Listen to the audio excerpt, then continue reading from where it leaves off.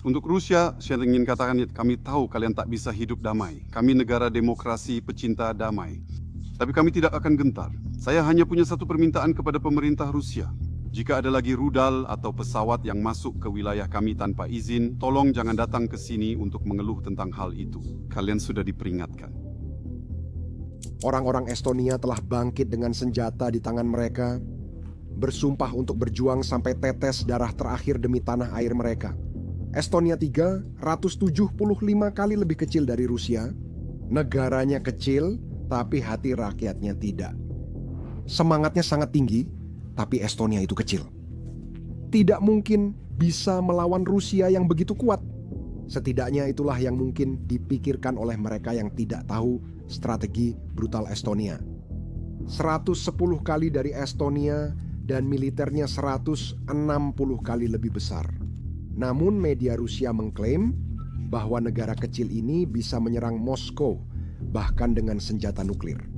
Mengapa negara peringkat ke-107 militer dunia dengan sumber daya terbatas dan tentara kecil berani memprovokasi tentara terbesar kedua di dunia? Apakah mereka menyembunyikan kebenaran buruk? Para ahli menyebut Rusia memakai pola sama seperti di Ukraina. Senjata mematikan ini bukan tank, melainkan narasi. Topik ini kontroversial dan saya tak peduli jika YouTube tak mempromosikannya. Saya akan mengungkap kebenarannya bagaimanapun juga. Topik kontroversial ditekan oleh algoritma, kecuali jika Anda memaksanya untuk mempromosikan dengan mengklik tombol suka. Terima kasih. Estonia terletak dengan tenang di tepi Laut Baltik, berbagi perbatasan sepanjang 294 km atau sekitar 183 mil dengan Rusia. Negara ini kecil, tapi bobot geopolitiknya besar. Siapapun yang menguasai Estonia memegang kunci keamanan Eropa. Laut Baltik merupakan jalur air strategis dunia. Laut ini menghubungkan Eropa Utara ke Samudra Atlantik dan dikelilingi negara kuat seperti Jerman, Polandia, Swedia, Finlandia, Latvia, Lituania, serta Rusia. Di tengah badai geopolitik ini terdapat Estonia, negara kecil tapi sangat penting. Saking pentingnya, negara adidaya pernah menyerbu wilayah ini seperti serigala lapar demi bagian mereka. Lihatlah, orang Estonia adalah salah satu bangsa tertua yang menetap di Eropa dengan nenek moyang yang telah tinggal di sini selama lebih dari 5.000 tahun. Bahasa Estonia berkerabat dengan Finlandia dan Hungaria, namun sangat berbeda dari Rusia dan sebagian besar bahasa Eropa lain. Perbedaan bahasa membuat orang Estonia merasa unik. Namun, letak mereka di tepi Laut Baltik membuat sejarah tak pernah membiarkan mereka terisolasi, seringkali dengan cara brutal. Posisi strategis Estonia selalu menjadikannya medan pertempuran. Selama berabad-abad, wilayah ini diperebutkan oleh Jerman, Swedia, dan Rusia. Tahun 1917 saat Kekaisaran Rusia runtuh, Jerman menginvasi Estonia. Alasannya untuk menguasai pelabuhan Baltik seperti Tallinn dan Parnul, mendominasi Laut Baltik bagi operasi angkatan laut, serta memutus Rusia dari jalur perdagangan Baltik. Setelah Jerman mundur tahun 1918, Bolshevik Rusia berusaha merebut kembali Estonia. Hal ini memicu Perang Kemerdekaan Estonia, di mana Estonia berperang melawan Tentara Merah dan Tentara Bayaran Freikorps Jerman. Pada tahun 1920, Estonia telah menang dan mengamankan kemerdekaannya di bawah Perjanjian Tartul. Namun sayangnya, perdamaian itu tidak bertahan lama. Pada 1939, Fakta Molotov-Ribbentrop antara Nazi Jerman dan Uni Soviet menentukan nasib Estonia. Pada 1940 Uni Soviet menduduki Estonia. Saat Perang Dunia, dua Nazi Jerman menduduki Estonia dan menjadikannya pangkalan militer untuk menyerang Leningrad, kamp kerja paksa, dan operasi Holocaust. Pada 1942, Estonia dinyatakan bebas Yahudi, Judenfrei, dan juga merekrut orang Estonia ke dalam Waffen SS, sayap militer brutal rezim Nazi. Tahun 1944 Soviet kembali dan Estonia masuk Uni Soviet lagi. Tapi dari sini, Estonia menjadi aset penting bagi KGB. Selama Perang Dingin, Estonia menjadi salah satu pusat mata-mata utama Uni Soviet. Ibu kotanya, Tallinn, terletak hanya 82 kilometer atau sekitar 51 mil dari Finlandia. Tempat yang sempurna untuk operasi laut dan udara melawan NATO. Satu gedung menjadi terkenal, yaitu Hotel Viru. Hotel ini dibangun Soviet tahun 1972 sebagai hotel mewah untuk diplomat, jurnalis, dan pebisnis asing. Di balik kemewahannya, hotel itu sebenarnya markas mata-mata KGB. Ruang radio rahasia di lantai 23 tak ada didenah. Kamar-kamar dipasangi alat penyadap. Pelayan, resepsionis, dan petugas kebersihan adalah agen KGB yang menyamar. Semua tamu asing diawasi. Hotel itu masih ada, kini bernama Sokos Hotel Viru, dengan museum KGB di lantai atas yang menampilkan peralatan mata-mata dan kantor rahasia. Tahun 1991 Uni Soviet runtuh dan Estonia merdeka lagi. Bagi Rusia, ini kerugian strategis besar. Moskwa mendadak kehilangan kendali atas pelabuhan utama di Baltik dan pangkalan militer utama.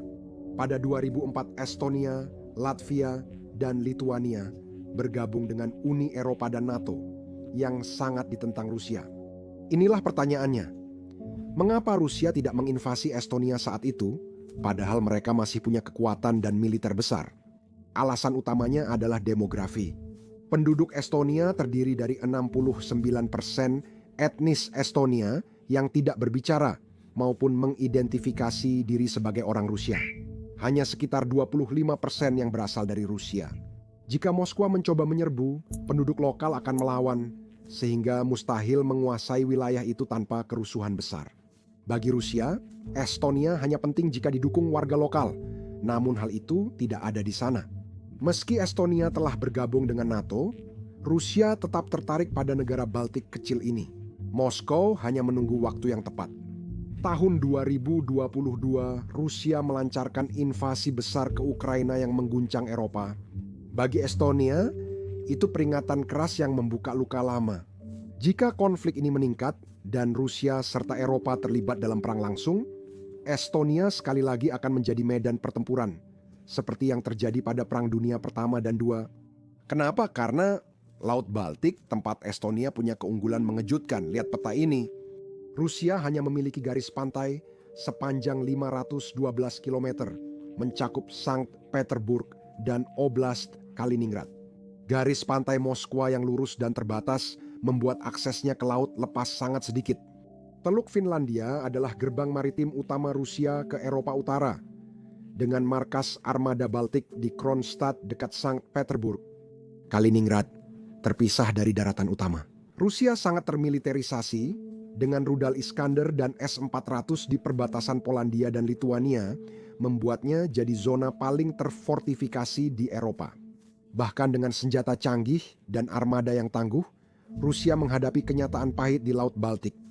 Mereka tidak bisa bergerak bebas.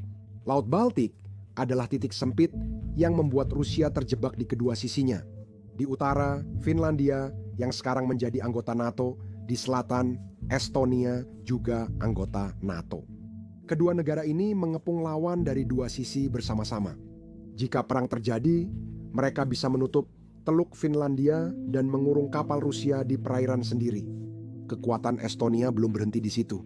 Negara kecil ini punya garis pantai menakjubkan sepanjang 3.794 km atau 2.357 mil. Ini bukan hanya pantai dan desa, ini adalah jaringan pertahanan. Lebih dari 2.000 pulau, mulai dari pulau besar seperti Saruma, Hiiumaa, dan Muhu, hingga pulau-pulau kecil yang tak terhitung jumlahnya. Selat sempit, teluk dangkal seperti Teluk Parnu dan Friga, serta semenanjung yang menjorok ke laut, menjadi benteng alami dan perangkap. Di antara banyak pulau di Estonia, satu pulau dapat menentukan hasil pertempuran. Hiiumaa. Sekilas ini adalah pulau yang tenang dengan hutan, desa, dan mercusuar, tetapi secara strategis ini adalah salah satu wilayah paling penting di seluruh Laut Baltik. Papan catur. Hiiumaa terletak tepat di jalur pelayaran antara Saint Petersburg dan Kaliningrad. Pasukan bisa memantau, mencegat lalu lintas laut Rusia, memblokir Teluk Finlandia, dan memutus Saint Petersburg dari Baltik. dan memutus hubungan Rusia antara Eropa dan Asia dengan memotong jalur perdagangan serta pasokan militer. Rusia juga bisa mengubah kekuatan super itu jadi mimpi buruk bagi NATO. Jika Rusia berhasil menginvasi Estonia dan menguasai pulau ini, Hiuma dapat memutuskan Finlandia dari Eropa lain. Finlandia dan Swedia kini harus menempuh rute lebih panjang dan rentan untuk terhubung dengan Latvia, Lituania, dan Polandia. Skenario mimpi buruk bagi pertahanan Eropa. Geografi Estonia memberi keunggulan defensif dan ofensif di tiap konflik Baltik. Karena lokasinya yang strategis, Estonia berperan langsung dalam operasi Baltic Sentry NATO, mengambil bagian dalam misi NATO di Irak, dan memainkan peran aktif dalam program bantuan keamanan dan pelatihan NATO untuk Ukraina. Pasukan darat Ford yang dipimpin Inggris ditempatkan di Tapa, 150 km dari perbatasan Rusia, berfungsi sebagai pertahanan garis depan untuk mencegah potensi agresi. Di pangkalan udara Amavi, misi polisi udara Baltik NATO beroperasi 24 jam mencegat jet Rusia yang rutin mengintai wilayah udara Eropa. Estonia bukan hanya tuan rumah pasukan NATO, tapi juga membiayai sendiri upaya menghadapi Rusia. Sejak Februari 2022, negara kecil ini telah memberikan bantuan militer sekitar 500 juta euro kepada Ukraina, lebih dari 14% produk domestik brutonya pada awal 2025. Pada Januari 2024, Estonia berkomitmen untuk paket dukungan jangka panjang senilai 13 miliar euro. Pada Februari 2025, Estonia umumkan paket bantuan baru, termasuk 10.000 peluru artileri. Langkah-langkah ini makin membuat Moskwa marah.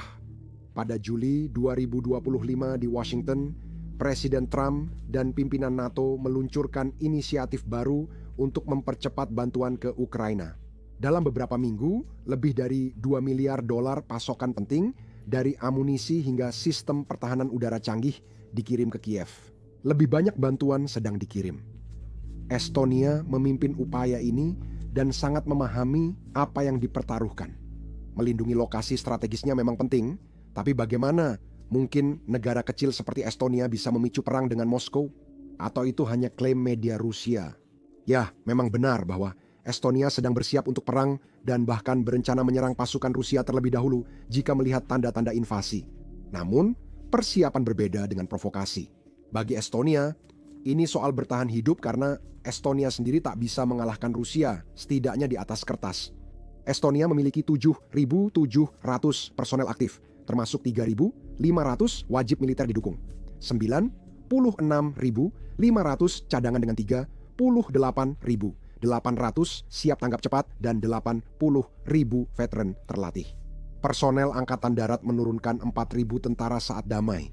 Angkatan Udaranya dengan 1.570 personel mengoperasikan sistem radar mutakhir dan sistem pertahanan udara IRIS-T-SLM yang mampu mencegat pesawat dan rudal Rusia. Angkatan laut mereka, salah satu yang terkecil di dunia, hanya memiliki 6 kapal yang dioperasikan dengan total bobot kurang dari 10.000 ton. Namun data dari Estonia ini agak menyesatkan. Sebenarnya negara ini lebih kuat dari yang tampak. Wajib militer di Estonia mewajibkan pria usia 18-9 tahun menjalani dinas Cibunta tertus 11 bulan. Sejak perang di Ukraina, cadangan dan mahasiswa ikut jadi sukarelawan karena sadar Rusia bisa menyerang kapan saja. Estonia telah menyetujui Undang-Undang Pendanaan Pertahanan Tambahan selama 4 tahun, sebesar 28 miliar euro untuk memenuhi target kemampuan NATO. Pengeluaran pertahanan naik dari 34% menjadi 54% dari produk domestik bruto hingga 2029. Menambah peralatan, kemampuan, persediaan, dan amunisi di pasukan pertahanan Estonia. Dalam wawancara September 2024, Jenderal Fahar Karus dari Estonia menyatakan, "Kemampuan kami untuk menetralkan musuh di wilayah mereka sendiri sangatlah penting. Menunggu untuk diserang terlebih dahulu bukan lagi sebuah pilihan. Namun, ini tak cukup untuk melawan Rusia, negara yang kini membangun pabrik senjata baru dan menimbun persenjataan untuk perang lebih lama. Tentara Estonia hanya punya satu misi, bertahan hingga bantuan NATO datang. Sebelum invasi Rusia ke Ukraina, doktrin Estonia adalah menahan penjajah 10 hari sambil menunggu bantuan NATO. Kini, serangan preemptif ke Rusia dipandang serius, menandai perubahan besar dalam pola pikir strategis. Permainan perang menunjukkan bahwa dalam serangan Rusia, Estonia bisa dikuasai dalam 48 jam karena militernya yang sangat kecil. Dan nasib Estonia langsung terkait dengan kredibilitas NATO.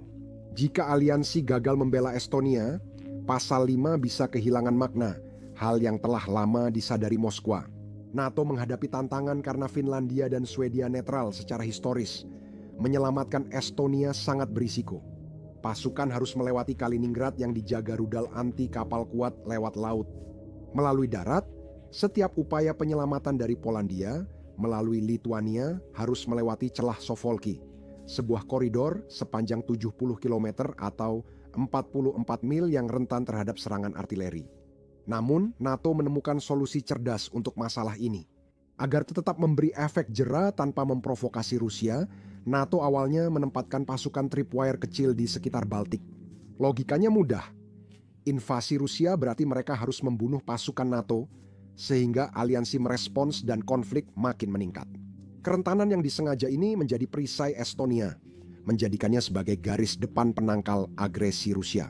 Rusia sangat membutuhkan akses strategis ke laut di Baltik yang tidak mungkin tanpa Estonia. Putin menyerang Estonia atau tidak, strategi Moskow sudah jelas. Memainkan pikiran NATO, menimbulkan keraguan dan ketakutan, mendorong pemimpin Barat berunding karena takut langkah Rusia selanjutnya. Untuk memprovokasi NATO, Rusia membuka front baru, bukan dengan tank, tapi peta. Pada tanggal 18 Juni 2025, Kremlin mengambil langkah dramatis yang mengguncang Eropa. Moskow secara resmi mengadopsi Dekrit 914 seperangkat garis dasar maritim baru di Laut Baltik. Secara sederhana, Moskow telah menggambar ulang aturan tentang di mana kapal asing boleh dan tidak boleh berlayar di dekat pantainya, khususnya di bagian timur Teluk Finlandia. Dekrit itu menetapkan garis dasar lurus baru, mendefinisikan ulang perairan Rusia, dan membatasi akses asing tanpa izin pemerintah Rusia. Secara efektif, Moskow sekarang menganggap bentangan 150 km atau 93 mil di Teluk Timur, termasuk pelabuhan-pelabuhan di sekitar Sankt Petersburg sebagai wilayah terlarang. Dan waktunya bukanlah suatu kebetulan. Setelah Finlandia dan Swedia masuk NATO, Laut Baltik kini hampir seluruhnya dikelilingi anggota aliansi, kecuali sebagian kecil pesisir Rusia. Moskow merasa terpojok dan mereka mulai melawan. Intelijen Eropa percaya Rusia mengoperasikan armada kapal tanker minyak bayangan di Baltik. Kapal-kapal yang diam-diam bergerak melalui Teluk Finlandia untuk menghindari sanksi internasional. Tapi masih ada lagi. Analis Barat menduga beberapa kapal tanker ini membawa lebih dari sekadar minyak.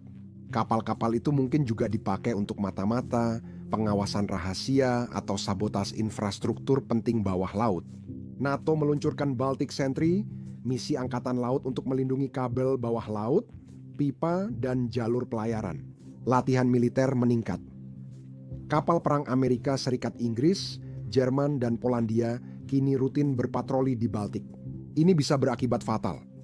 Semakin banyak kapal militer di wilayah kecil ini, risiko insiden laut, tabrakan, konfrontasi, atau serangan tak sengaja makin besar.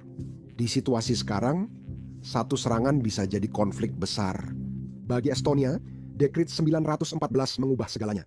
Garis dasar baru ditarik hingga perbatasan Estonia-Rusia di Teluk Narva, membuat kapal NATO berada dalam jangkauan serang dari perairan Rusia. Ini artinya Estonia kini di garis depan konfrontasi maritim yang memanas. Rute pelayaran, pulau, dan pangkalan angkatan laut menjadi sorotan, khususnya Pulau Huma di koridor pelayaran. Seperti yang saya katakan, jika Rusia menguasai Huma, mereka bisa memutus Finlandia dan Swedia dari Eropa, memaksa mereka memakai jalur laut lebih panjang dan berisiko lewat Laut Norwegia. Hal ini memberikan keuntungan strategis besar bagi Moskwa, yang sangat ditakuti NATO. Menurut Konvensi Perserikatan Bangsa-Bangsa tentang Hukum Laut 1982, United Nations Convention on the Law of the Sea, kapal asing, termasuk kapal perang, berhak melintas secara damai di perairan teritorial asalkan tidak mengancam keamanan. Dekret 914 membuat Rusia memperketat pengawasan dan menguji hukum internasional. NATO menegaskan kapal-kapalnya legal beroperasi di wilayah ini, sementara Moskwa menyatakan perlu izin. Hal ini menciptakan potensi konfrontasi berbahaya di salah satu laut yang paling termiliterisasi di dunia. Setiap manuver, penguncian radar, atau transmisi yang dicegat bisa memicu sesuatu yang lebih besar. Penting dipahami, garis dasar baru Rusia bukan berarti perbatasan baru. Menurut hukum laut internasional, garis dasar menentukan awal perairan teritorial dan zona ekonomi eksklusif suatu negara, namun tidak menggantikan batas maritim yang ada antara negara.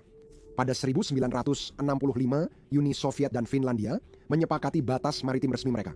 Pada 2014, Estonia dan Rusia menandatangani perjanjian penetapan batas maritim di Teluk Narva dan Teluk Finlandia.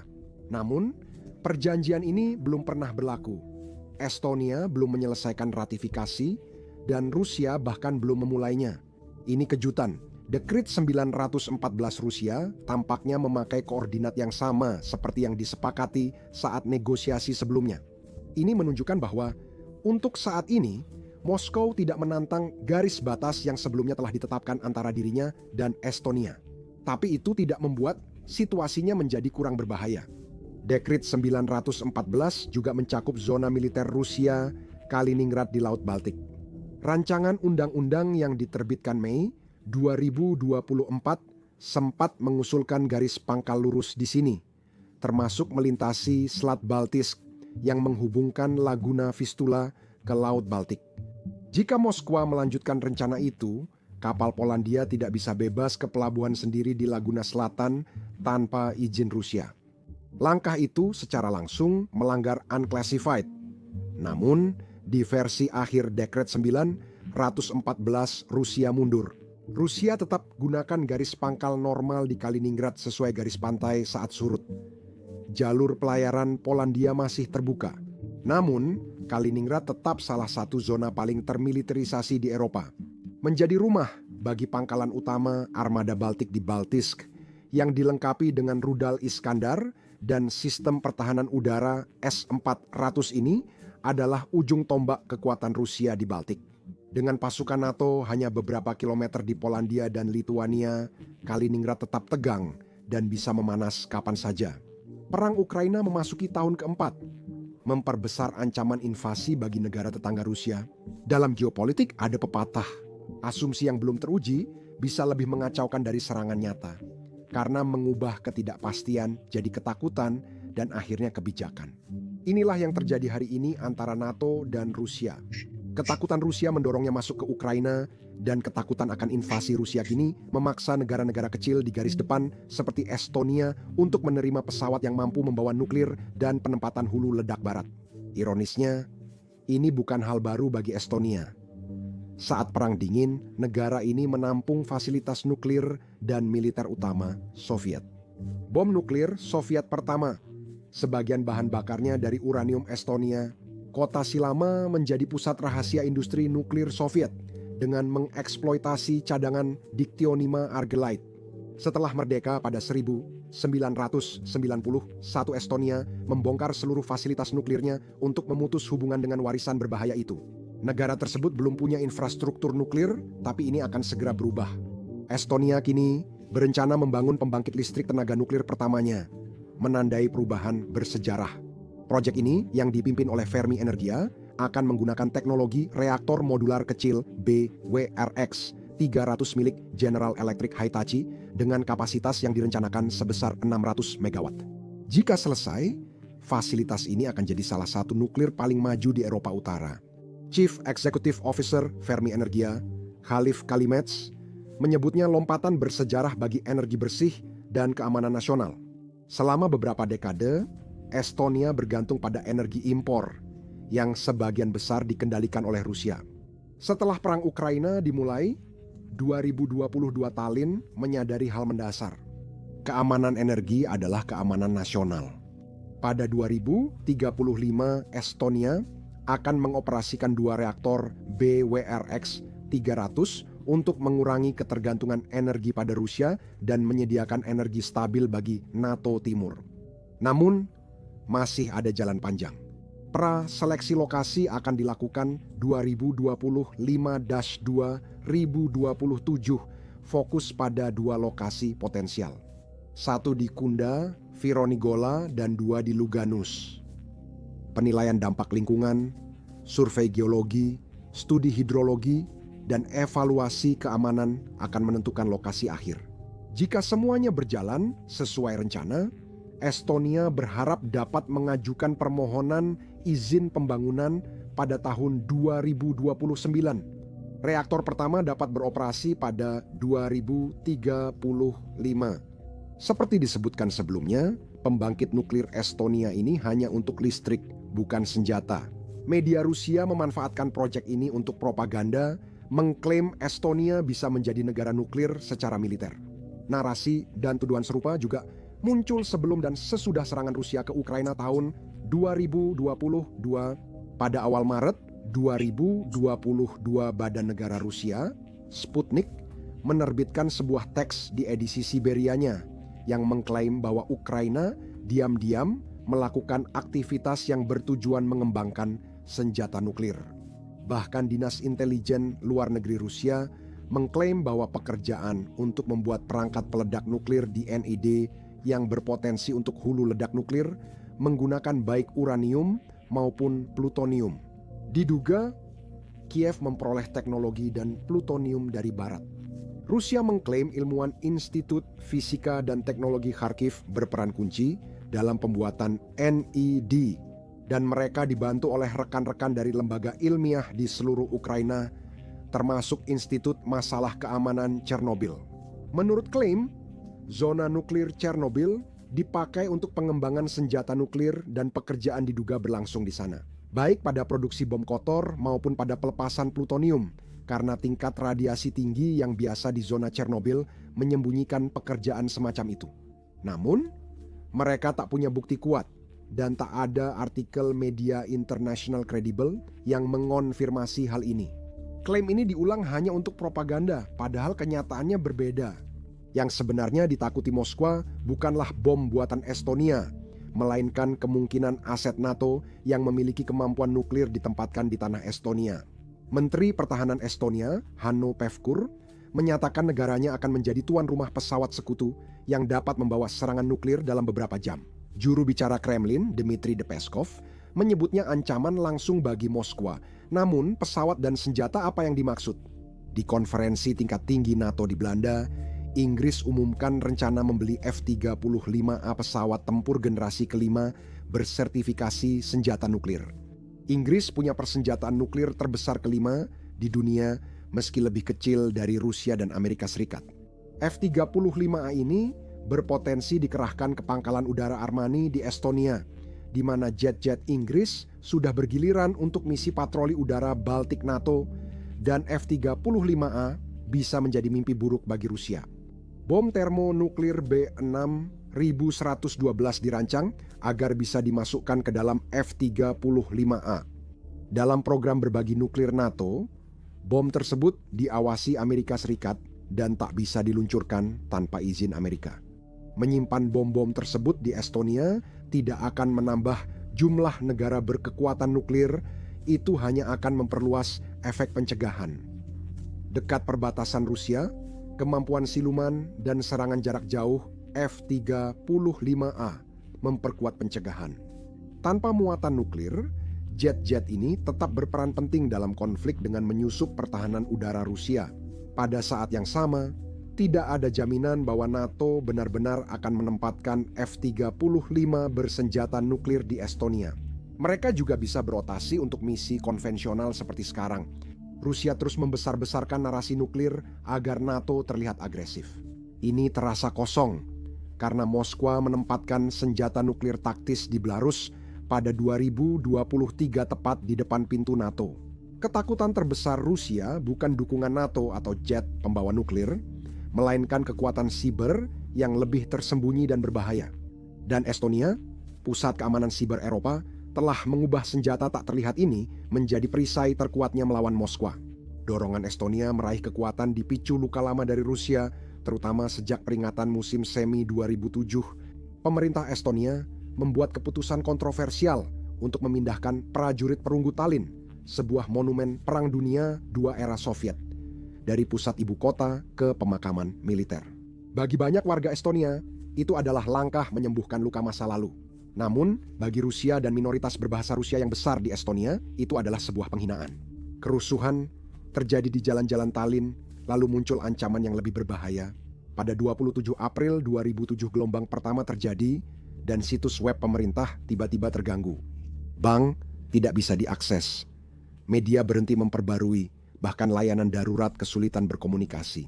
Ini bukan kejadian acak, tapi terkoordinasi. Pertas menargetkan parlemen, kementerian, kepolisian, dan layanan publik vital. Bank-bank terbesar di Estonia, SEB Swedbank, dan Hansa Bank terpaksa offline. Sementara media dan saluran berita dibajak, komunikasi darurat pun terputus, membuat warga rentan dan negara sempat lumpuh. Namun, ini bukan sekadar peretasan biasa. Estonia sedang mengalami serangan Distributed Denial of Service atau Distributed Denial of Service dalam skala yang belum pernah terjadi sebelumnya. Situs web dan layanan daring mereka mendapat begitu banyak lalu lintas palsu hingga akhirnya crash dan mati total. Puluhan ribu komputer yang terinfeksi botnet dari seluruh dunia diubah menjadi pasukan siber. Serangan flooding membanjiri server dengan jutaan permintaan per detik. Manipulasi domain name system dan routing, memblokir dan mengalihkan lalu lintas, kampanye spam dan perusakan, serta menyebarkan propaganda pro-Rusia. Pada puncaknya, beberapa situs menerima lebih dari 4 juta permintaan per detik dan lebih dari 1.000 organisasi terdampak. Seluruh ekosistem digital Estonia, termasuk pemerintah, ekonomi, dan medianya, lumpuh total. Situasi memburuk. Estonia harus memutus sementara koneksi internet internasional untuk bertahan. Estonia menuding Moskwa. Kremlin membantah keterlibatan langsung, tetapi bukti menunjukkan cerita yang berbeda. IP Rusia terlacak ke serangan terkoordinasi. Formulir berbahasa Rusia dipakai untuk mengatur kampanye peretasan. Kelompok pemuda pro-Kremlin secara terbuka mendorong pembalasan digital. Serangan siber 2007 mengguncang dunia. Namun bagi Estonia itu menjadi peringatan akan mahalnya kerentanan. Sejak saat itu, Estonia mengubah pertahanan cybernya, membangunnya begitu kuat dan tangguh sehingga tidak ada satu negara pun di dunia yang bisa mengganggu sistemnya. Karena kekuatan cybernya, NATO membangun pusat keunggulan pertahanan cyber kooperatif di Tallinn, menjadikan Estonia pusat pemantauan serangan cyber Rusia dan pertahanan dari sabotase digital. Secara global, Estonia juga menjadi tuan rumah pusat regional Diana, akselerator inovasi pertahanan NATO Atlantik Utara yang mengembangkan teknologi militer generasi berikutnya. Berkat teknologi maju dan pengalaman bertahun-tahun, menembus pertahanan siber Estonia nyaris mustahil. Selama Perang Ukraina, banyak operasi siber yang menargetkan pasukan Rusia dilacak berasal dari Estonia. Sistem komando dan kontrol, navigasi pasukan, bahkan jalur logistik yang digunakan oleh pasukan Rusia telah diselidiki dan diganggu melalui cara-cara siber yang dikoordinasikan dari Estonia. Hal ini tidak hanya menyebabkan kerugian pada militer Rusia, tetapi juga menarik perhatian tajam Moskwa terhadap Estonia sendiri. Singkatnya, meskipun Estonia ratusan kali lebih kecil dari Rusia, negara ini memiliki kemampuan untuk bertahan dan melawan, bahkan memiliki peluang untuk menang. Jika Rusia suatu saat menyerang Estonia, perang tersebut tidak akan berlangsung lama seperti di Ukraina. Sebaliknya, perang itu akan berakhir dengan cepat. Kekuatan Estonia ada pada presisi, teknologi, serta dukungan NATO. Namun, kekhawatiran utama Estonia sebenarnya bukanlah takut akan perang itu sendiri, melainkan keselamatan rakyatnya. Penduduk sedikit, membuat setiap nyawa warganya sangat berharga. Masalah ini makin kompleks karena sekitar 25% penduduk Estonia berbahasa Rusia, terutama di wilayah seperti Narva, kota perbatasan dengan 56.000 penduduk dan 96% diantaranya penutur bahasa Rusia. Pada 9 Mei 2025, Rusia mengadakan konser Hari Kemenangan yang menghadap ke Narva, secara sengaja menargetkan komunitas penutur bahasa Rusia yang sangat besar di sana. Sejak melancarkan invasi besar-besaran ke Ukraina pada tahun 2022, Moskow telah menggunakan konser patriotik semacam itu dan nostalgia Soviet sebagai alat pengaruh. Layar besar, spanduk bertuliskan, "Kami ingat dan berterima kasih," serta gambar-gambar tentara Soviet dipajang di seberang sungai, memisahkan Estonia, anggota Uni Eropa dan NATO, dari Rusia. Ini bukan hanya soal peringatan, ini adalah strategi yang disengaja untuk memprovokasi dan memanipulasi penutur bahasa Rusia di dalam Estonia. Taktik yang sama persis yang digunakan Moskow di Ukraina Timur sebelum tahun 2014. Rusia menyadari jika warga Estonia berbahasa Rusia mendukung Moskow, tindakan pemerintah Estonia bisa dianggap penindasan, membalikkan sebagian penduduk melawan negara mereka sendiri. Tapi Estonia sudah siap. Di Narva, bendera Estonia, Uni Eropa, dan Ukraina dipajang bersama poster yang menyebut Vladimir Putin penjahat perang. Ini bukan sekadar bantahan propaganda Rusia, tapi juga pesan persatuan. Narva, meskipun dengan demografinya, tetap berdiri bersama Estonia dan Eropa. Estonia mulai membangun parit dan bunker di kota dekat Rusia untuk melindungi warga sipil di perbatasan rentan. Namun, masa depan negara kecil Baltik ini masih belum pasti. Apakah Rusia akan menyeret Estonia ke perang sebagai balas dendam pada NATO? Atau akankah pencegahan dan persatuan mencegah bencana seperti itu? Tidak ada yang bisa memastikan.